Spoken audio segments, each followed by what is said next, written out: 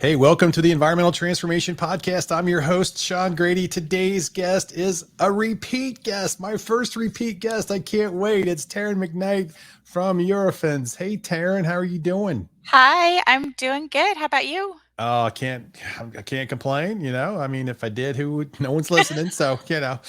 But no, I'm doing well. I'm doing well. For those listening, Taryn is the PFAS practice leader for Eurofins. And we had her on, I want to say about 20 some episodes ago. I think it's been a while, Yeah, but congratulations. yeah, I know. So, but you guys just released some really cool product in the industry, and it sparked my interest immediately. And I said, we got to bring Taryn on the show. So before we jump in, for the listeners, just because maybe they didn't hear the previous episode of you, why don't you give them a little bit of background about yourself and how you became the practice leader at Eurofins real quick, and we'll get into the nitty gritty of the good stuff. Sure. So I've been with Eurofins for about the last 10 years. I've been in the environmental testing industry for the last 20 years. And my focus has always been on kind of emerging topics, so emerging pathways of concern and emerging contaminants of concern. And right now, that's all PFAS. It's hot topic, Yeah. PFAS, right? Right. Well, no kidding. Well, okay. So Eurofins, you guys are one of the larger national analytical testing labs in the industry, right? Right. So we're actually a global network of laboratories, and we have a pretty broad range of sectors that we support. So pharmaceutical, food and feed, consumer product testing, and environmental. And so here in the US, I'm part of our environmental division, and this is where we support the new tests that we're here to talk about today. Okay, good, good. Well, that's a good overview of Eurofins and what you guys do. Now let's get into the good stuff. So you guys just released an in-home PFAS blood sampling kit. And I mean, this is like, I think, a game changer in the industry. I mean, it's like the 23andMe of PFAS blood detection. Talk about this.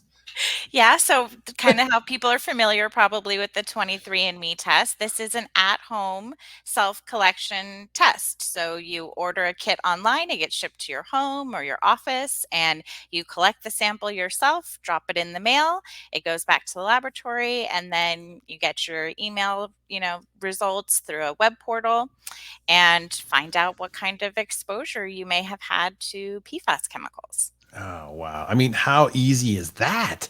I mean, it can't get any easier than that. I mean, here, just for the listeners, this is what the product looks like when it comes in the mail, right? And Taryn's got the same product here. She shipped me one, and Yeah. it's just a nice little box, and it comes, all prepackaged with everything in it.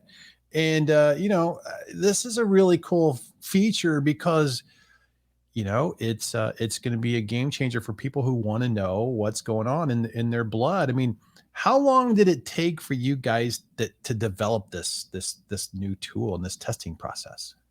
So, PFAS analysis in the environment is something we've been doing for the last 20 years.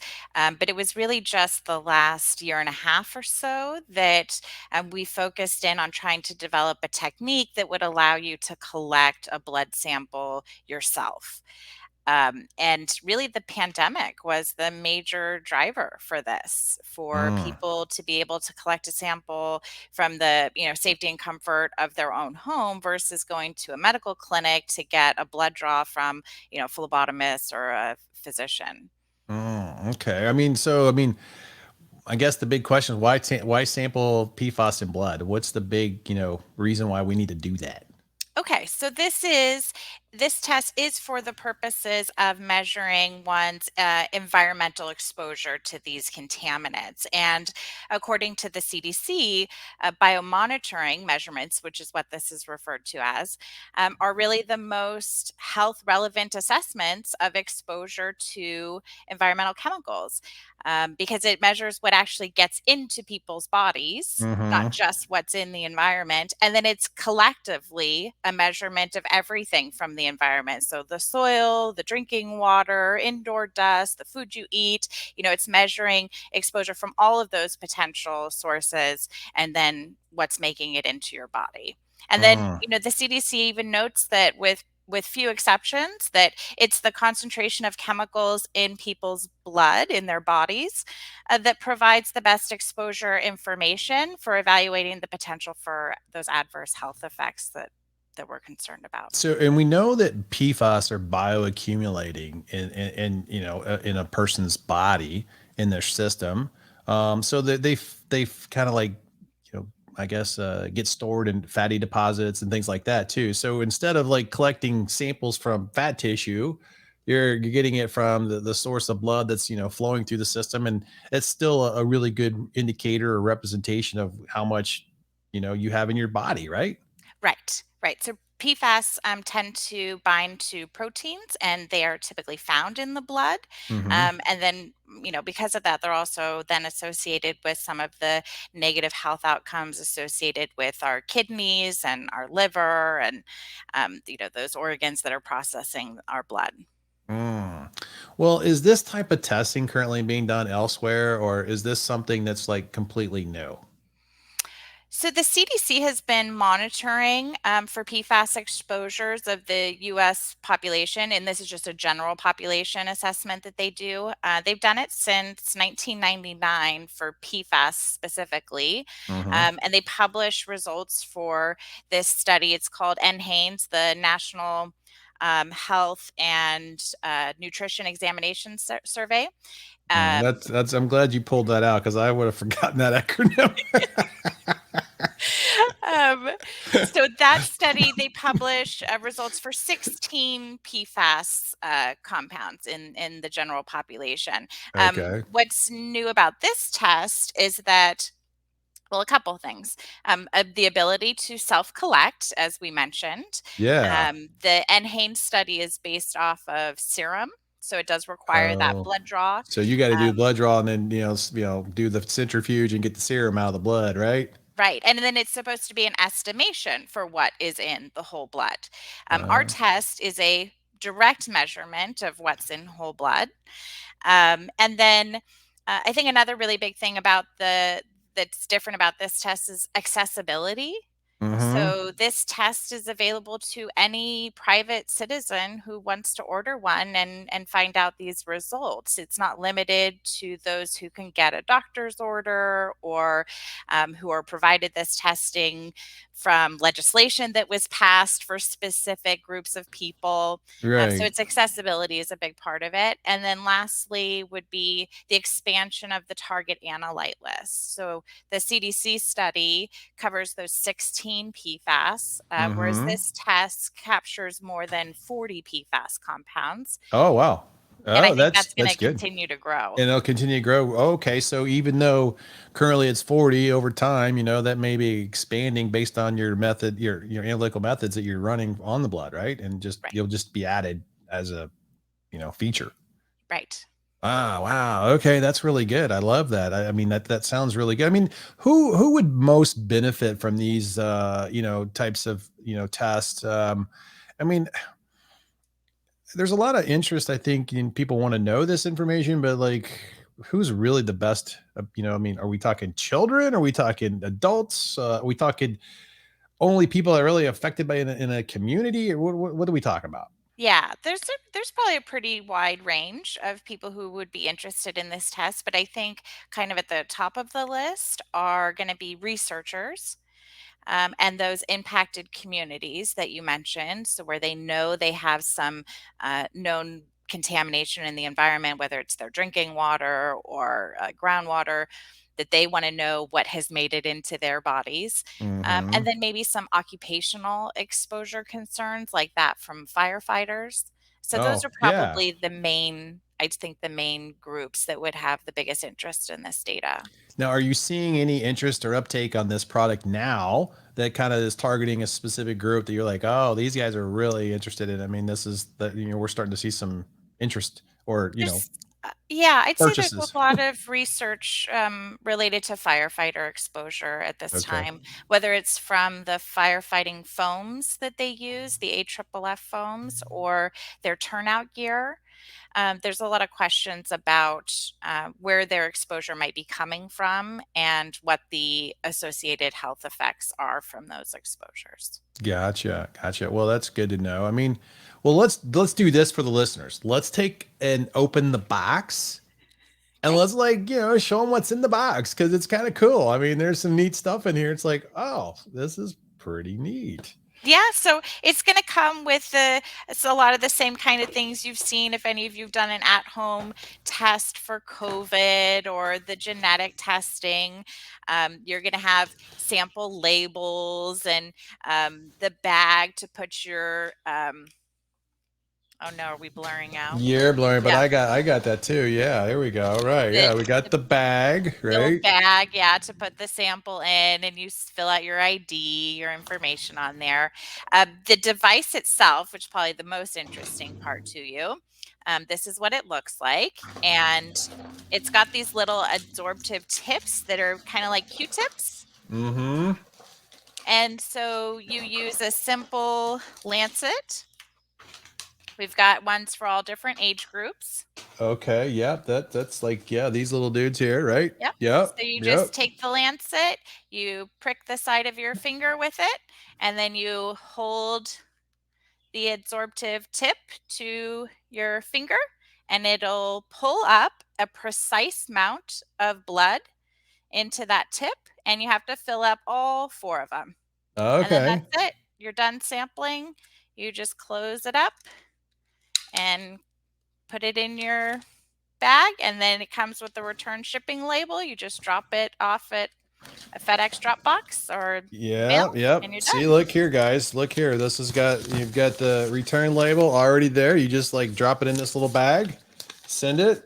The other thing though, you didn't really mention those. I'm gonna look at this here. You've got some Q code scanning to register, right? I mean, that's pretty cool. It's kind of step by step. This is like even the monkey can figure this one out, right? Yeah, it has pretty thorough instructions. And, I will say you should take the time, carve out a good 10, 15 minutes to sit down and read the instructions and carefully collect your sample. We want to make sure that you don't cross contaminate the sample, that you fill the tips all the way. If they're underfilled, we may not be able to get a viable sample from it. So it's really important to fill them all the way. I mean, yeah, I can imagine. You got to make sure you got a good finger prick so you get good blood flow coming out of there, right? Yep, and we have a video online that kind of walks you through the process in live motion, so you can follow that as well. Well, I mean, it doesn't get any easier than that. I mean, people, how many people are probably listening are diabetic and it's just like pricking your finger for checking your glucose, right? It's the It same is. thing, right? I mean, this Yep. isn't much different. And then you get to really get an accurate, result of what your PFAS levels are in your blood. I mean, well, let's get into this a bit. Like, okay, the big question: how much does this thing cost? I mean, like, is it affordable? I mean, that's what I think the big people are. Big question most people are going to want to know. Yeah, so for us, it was really important to make this accessible because that was such a barrier for folks. And so the price point was really important that we could make it as accessible as possible. Whether people find it affordable or not, I don't know. I guess it depends on what their concern is, about their exposure. But the price is $3.99, Okay, and that includes the kit and the shipping and then the analysis, the results for the 46 compounds at this point. And that was just about as affordable as we could make it. This yeah, analysis is pretty costly to conduct. The instrumentation we use are like the Ferraris of lab instruments. They're $750,000 each, and um, a lot of the supplies that are used in running the test are very expensive. So it's costly to run, and that's part sure. of the reason for the price point. Well, to me though, That's like, going to the doctors anyways. You're going to go make a doctor visit or maybe a visit to the chiropractor, before you know it. I think it's a pretty good bargain. It's a good peace of mind. 3.99 for a peace of mind. That's pretty nice. I think that's a good deal. Good, good. And and that's not to say it's not going to be within reach for some affected people in certain communities that maybe they just don't have the money. And I get that. Don't get me wrong. I don't want to minimize the financial burden that some people may feel with that price point. But I think it is a pretty good pretty good number to to get that information out then and people can know what they really now. What do they do with the results when they get it? I mean, like, what can they expect and what should they think through when they have the data in their hand? Yeah, I think it's really helpful to remember the context of these results, that this is an environmental exposure test as opposed to a clinical test. So, the type of clinical test your doctor might prescribe for you to have done is going to come with very clear information about what the normal range is for those results. If you're outside of that normal range, some kind of diagnosis and a Hmm. treatment plan. No such thing exists for PFAS right now. So this is really about just understanding what your environmental exposure has been, and the most accessible way to do that right now is to compare to the results from the CDC's NHANES study. So that's a representation of the general population. We know the general population all has PFAS in their blood to some degree. And so Yeah. then it's a matter of whether your levels are higher than the general population or lower or right at that median. And so you can compare your results to the NHANES study and get a feel for just how significant your exposure may be. Is it normal, the average, or is it higher? And if it's higher, you can look at things like the ratios of the compounds that are detected. So there's kind of a consistent pattern that's representative of the average American. If yours Mhm. is much different than that, it might indicate an occupational exposure or an exposure to contamination from a very specific process, like from a manufacturing facility or something like that. So you can start to get a feel for the significance, the relative significance of your exposure. Okay, well, that's good to know. Now, is there a way? I mean, most people are going to say, "Well, look, I've got PFAS in my blood. Okay, and I have it. Am I going to get cancer?" That's going to be like the big question, right? Like, so is there a way to correlate any of that to a related cancer exposure or cancer, risk? I guess. I mean, is how do they figure that out? Yeah, well, let me just start by saying my understanding about making links to cancer is very difficult. It's very difficult to say that this particular exposure or chemical is directly going to and result in this type of cancer. But there's these associations, right? So they've determined that certain PFAS are associated with certain types of cancers, and so, what you could do is use this information potentially as a proactive health management tool. So, if you have higher than normal results for certain PFAS, maybe you take that information to your physician, you share that with them, and let's say you're younger than the typical age that they would start screening for testicular cancer. And so you ask your physician if they'd be supportive of you doing that screening earlier because of this exposure. So Mhm. you can use it for making some kind of proactive health management decisions. But no physician's going to be able to tell you with these levels, yes, we have, this certain confidence that it's going to lead to this negative health outcome. What has been, if any, feedback from the medical community associated with this, these sampling, this sampling device and methodology? Yeah, so the the typical medical community, your primary care physicians, they're still really getting up to speed on this data and what it means and what to do with it. There's agencies out there that are trying to provide tools Hmm. for those physicians to interpret this data and make decisions based off of it, and that's all in development right now. So we're really in the early stages, but there are plenty of researchers, medical researchers out there, toxicologists, epidemiologists who are interested in gathering more of this data to be able to start to determine what some of those health associations are. Well, when I looked at the package and I look at some of the information that is being requested from the submitter, I have my name, my date of birth, and the date I collected it. Are you guys thinking? Yeah, are you guys thinking about adding any additional like health screening questions associated with this to help build a database for, the risk and toxicity community that's going to want to tap into some of this data that's kind of being collected and having some ability to anonymize, should I say, the information for the better good of society down the road? I mean, what are we thinking about that? So there's actually a couple more pieces of information that you're asked for when you activate a kit. Oh, So okay. your gender at birth, race and ethnicity. And so we do collect a few demographics. We are not currently utilizing that information, but we are definitely talking about it, looking at it, trying to figure out what the best path forward would be for contributing to the body of knowledge on the occurrence of these chemicals, especially because we're the only ones offering a test that looks at so many chemicals.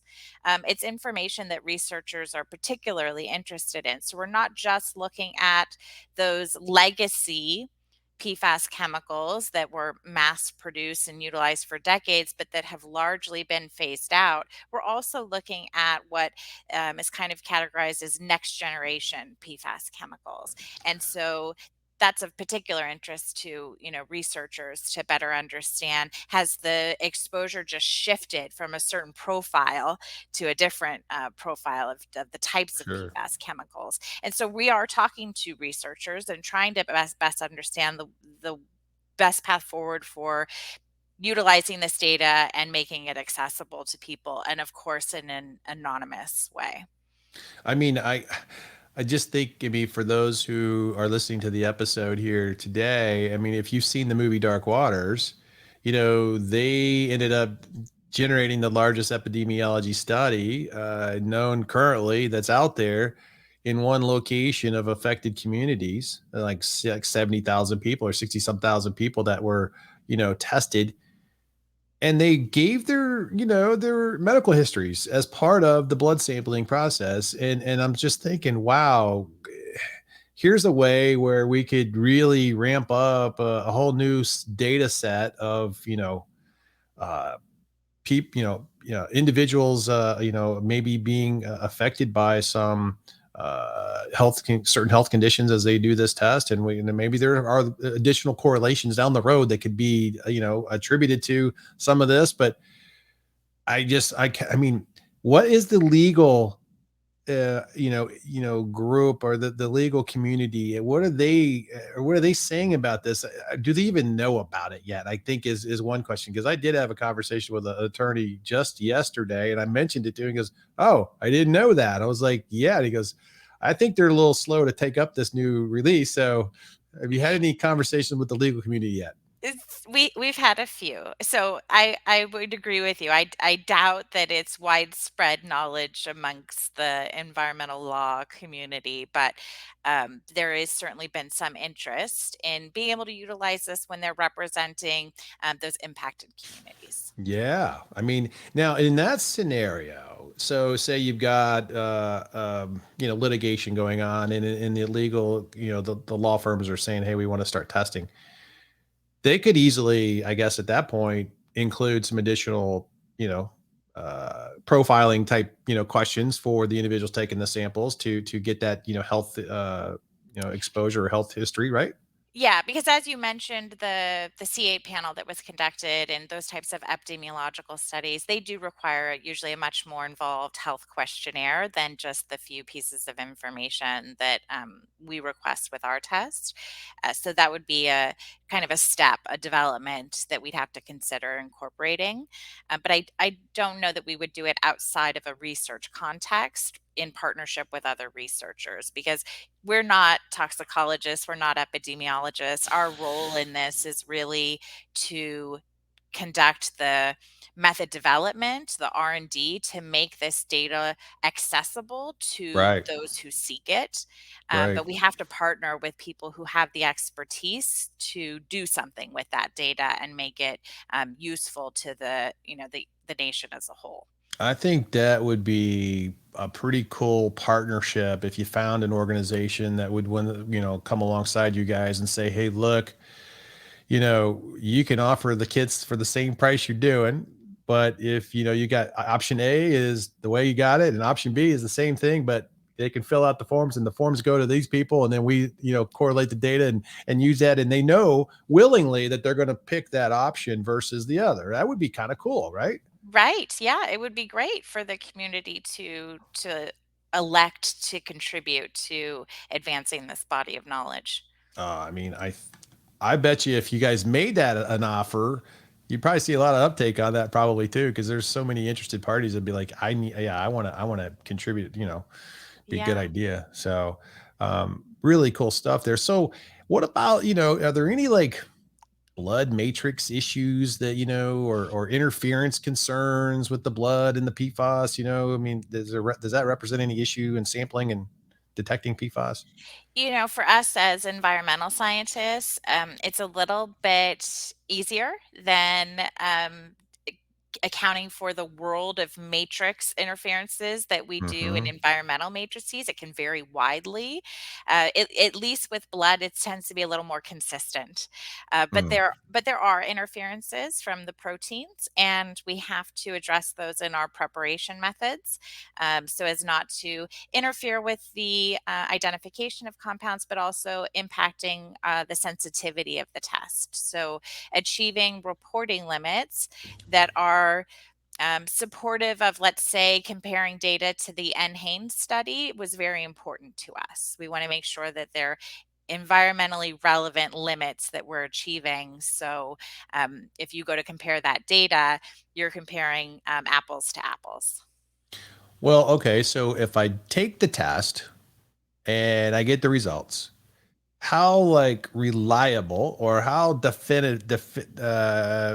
the word I want to say? Yeah, definitive. Yeah, can I rely on these tests to say, no, this is an accurate representation and it can be relied upon for, you know, some good definitive reason of like, hey, I've got it, I'm correlating it. It could be defended, right? In court if it needed to be. Yeah. So we have all of our own standard method criteria for precision and accuracy that has to be met for this test. But especially for the research community, a lot of their questions are around the accuracy of these results compared to serum, because this is a whole blood test. So how does that compare? And we Mm-hmm. conducted a study with a cohort out of Michigan where we compared the serum results to A whole actually blood. to two different kinds of whole blood. We Okay. added a unique element. It was whole blood collected by scientists, and then the whole blood collected by the individuals. We wanted to make sure that there wouldn't be a difference there in a Mm-hmm. layman doing it versus a scientific expert. So we conducted that study, and we're getting ready to publish those results. So there'll be that published data for folks to reference and have confidence in the accuracy of this, especially as compared to serum, which is what you'd be comparing your results to for the NHANES study. But I can tell you everything compares very nicely. Any issues with different types of blood? I No, mean, not like, not that we're O and aware of. A and B. I mean, there's no issues there. I mean, okay, No. good. Yeah. I mean, No, I just thought you were going to ask me about animals, though.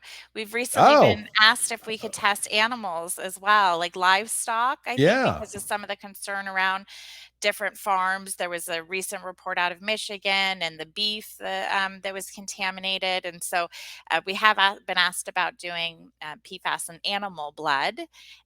We haven't done it yet, but we don't expect that we'd have any problems Wow. processing. Yeah, I mean, that's interesting. That's getting to be this whole industry in the analytical side is getting to be really nimble enough to meet the needs of the end user, so to speak, of, we need to know what are the risks we currently have if we do have this in our blood. And I'm glad to hear that there's this potential, you know, medical, education of the doctors, that it can help to start correlate these concentrations in blood to, related diseases.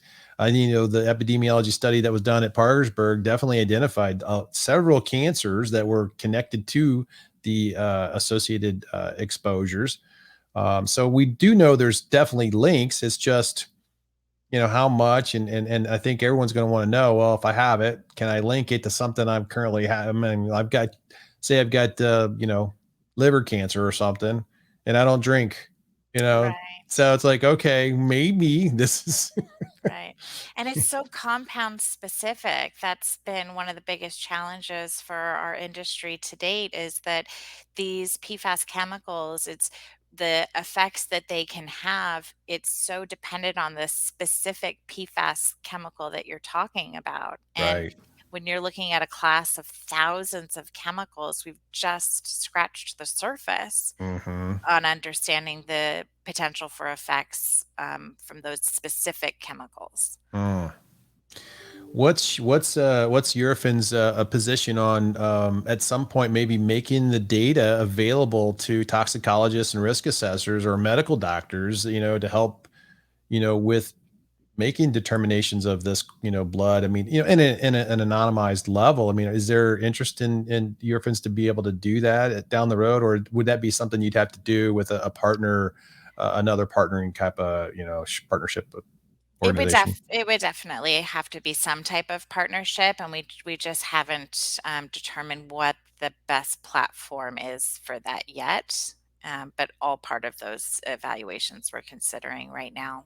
I can imagine that you're going to start getting a lot of interest from the legal community, because they're going to say, I want access to that so I can prove there's Mm. correlation. I can prove. I mean, I could just see it. They're going to start lining up. I mean, people are, or it's going to be the CDC, it's going to be EPA, it's going to be all these people that are going to want to start running risk assessment type, equations and Yeah, I think it's projects. more about the data analytics Yeah.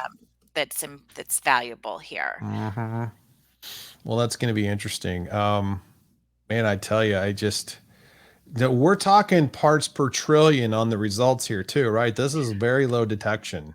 We are, yeah. So as low as 100 parts per trillion. Some compounds are a little bit higher than that, but as low as 100 parts per trillion, which is, yeah, it's very low for blood.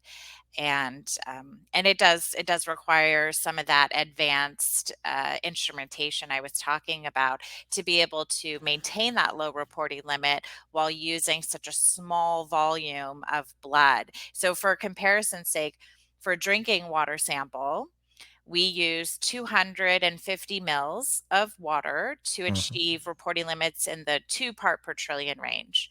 For for blood, we use 0.06 mils of sample to get to 100 parts per trillion.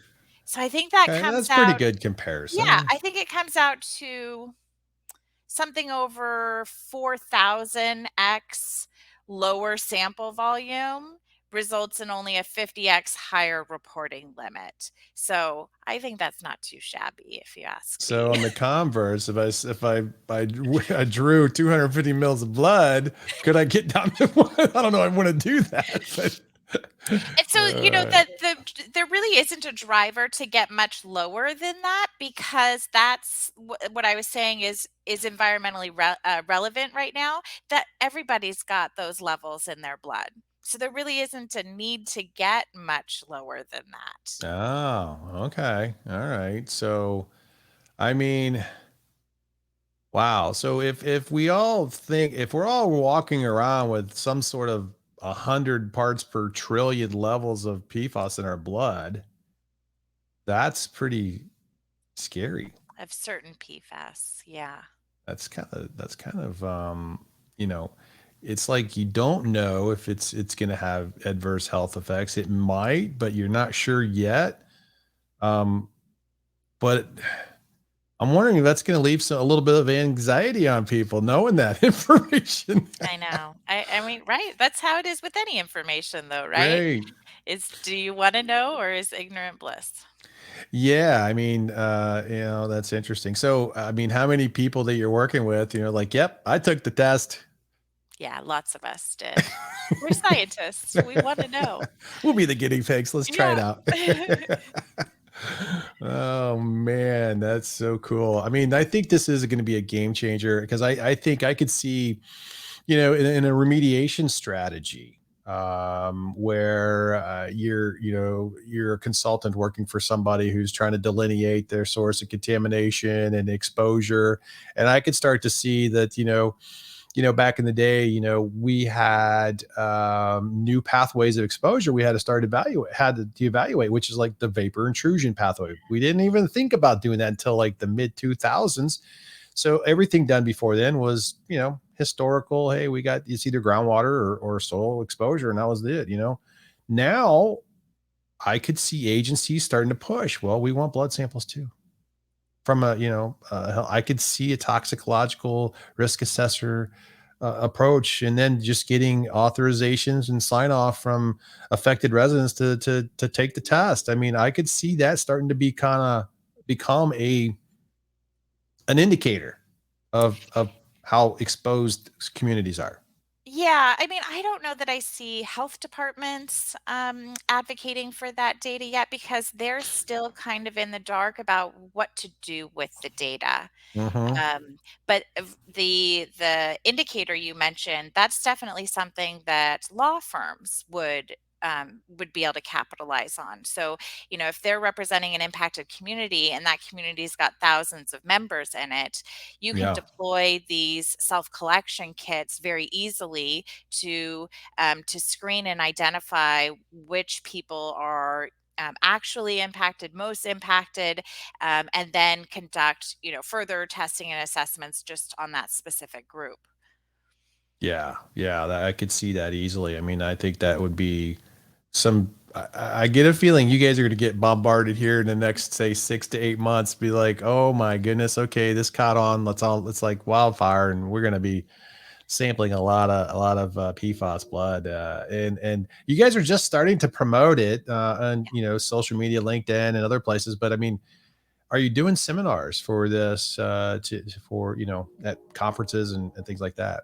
Yeah, it is very new for us. So we kind of did a very soft launch at the end of last year, but really officially launched at the beginning of this year. And so it's Hmm. just been out on the market for a couple months now. And we have a webinar that we conducted just last month to kind of go through a lot of the technical details around the test and starting to get the word out there about it. And we certainly appreciate you inviting us to come on here and talk about it Hey, as well. like to be first at the punch here to get this out to the community, the listeners. I mean, this is really good stuff. I mean, I can't think of a more appropriate new technology that's out there to address a big concern, and something that people are like want to know quickly how bad maybe I have it.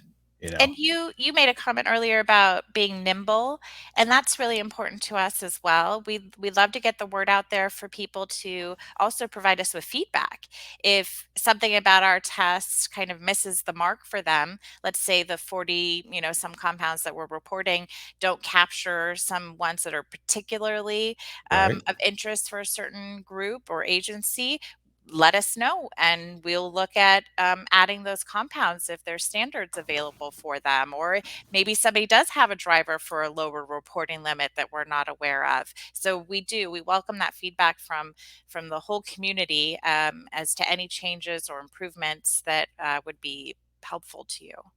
So as easy as it is, I mean, you go in, you set up your account with the little Q code process here, right? You get that part going, and then you set up you take the sample, you send it back in, and then you get your results via like an email notification, and that's how you open up your email and you can read the results.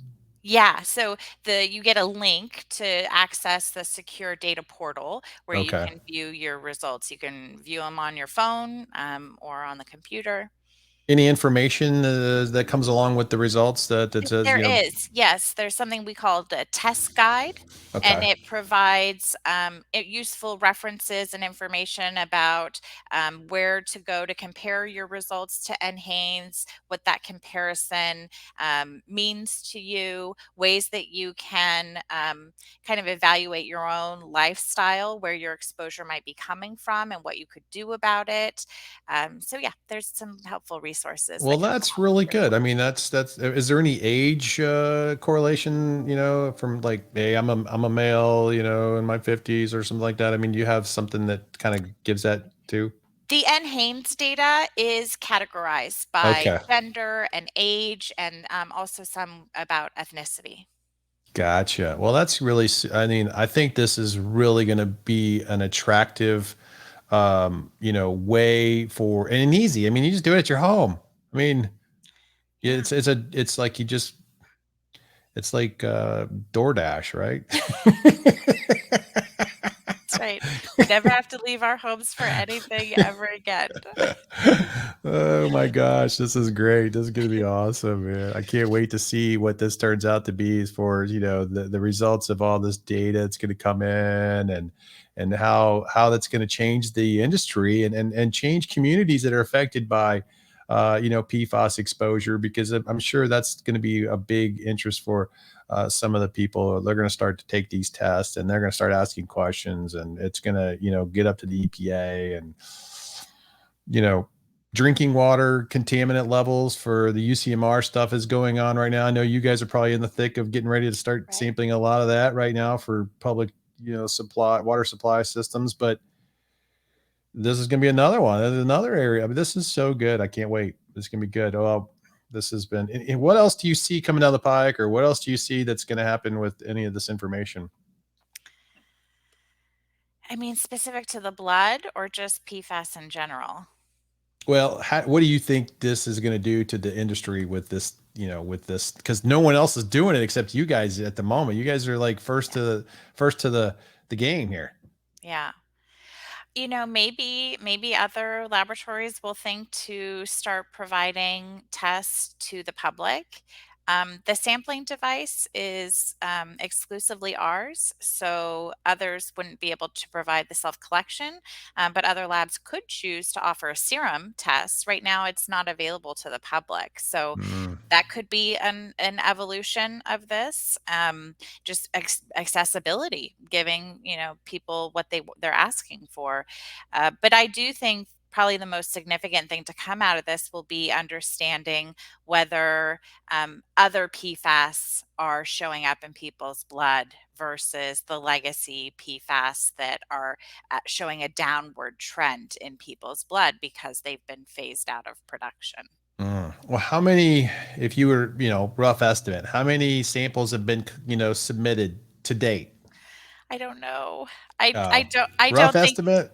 I don't think it's probably very significant, maybe Okay. 100 or something Oh, like okay. that. So it's just started. Okay. Well, Yeah. I mean, you got to start, you got to start somewhere. That's good. Yeah, so I don't have any, special insights to share with you yet about data trends or anything Yeah, like okay. that. But now I'm assuming you guys will be doing some of that down the road once be educating the communities and how well this has been received and the Sure. trends. That's going to be good.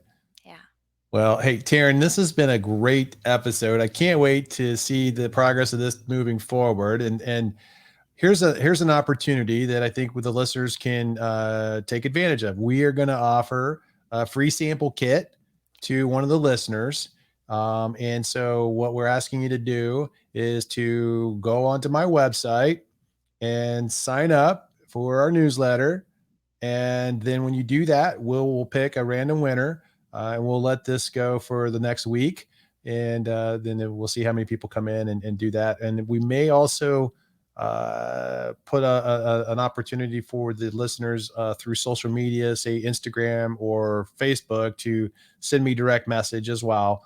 And then we'll count those as also opportunities to get their name in the hat. And then we'll announce a winner and we'll get that into the to Taryn, and she can drop ship the darn thing over Yep, to will you, do. and then it'll work that way. So this is really exciting. I can't wait. It's going to be All awesome. right. Great. Thanks so much, Sean. All right. Thanks for coming on the show.